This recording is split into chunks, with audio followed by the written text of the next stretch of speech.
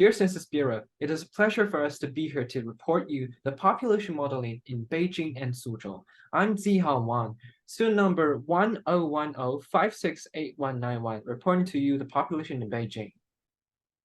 I'm Yiran, student number 1010004353, reporting the population forecast for Suzhou. So Suzhou and Beijing are two famous cities in China, and here are some contests we're going to present you today.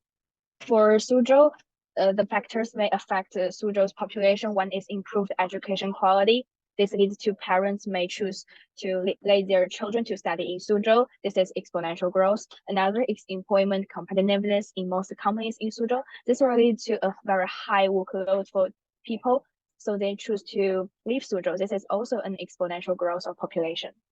For Beijing, there are three factors that are affecting Beijing's population. The first one, based on research, it is an improved education, meaning that many people go to Beijing for study. This may lead to a linear growth for the population. And then secondly, Beijing holds over 6,000 companies there. So for the graduates, it means a lot of job opportunities there. So this may lead to an exponential growth there.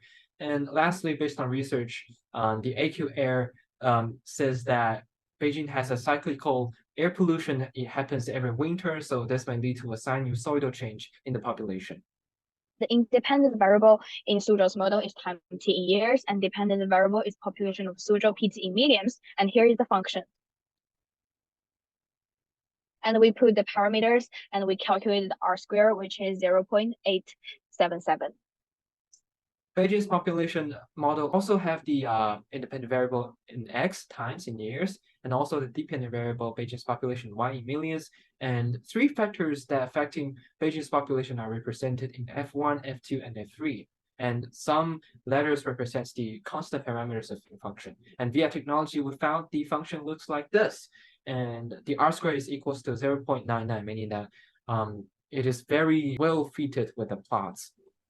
So based on the models, the population forecasted in Beijing is an overall increase in population from approximately 23 millions to 57 millions.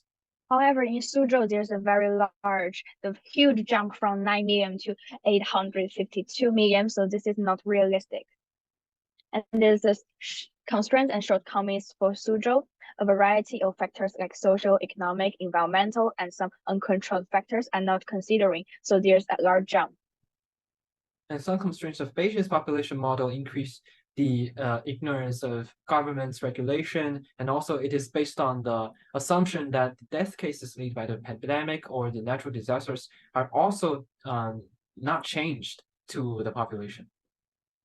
In conclusion, we found that Beijing's model is a better practice for long-term modeling because, well, firstly, the factors considered are more comprehensive and there are more factors considered, and the R square calculated is closer to 1, meaning that the plots are more well-fitted with the function, and Beijing's population model has fewer constraints overall. Connecting calculus and the real world, we can assess how fast does a rumor spread between students in U of T, and also find the correlation between sunlight intensity and photochemical smoke variance. Here are some references. Thank you for listening, and we hope our model helps with your job in population.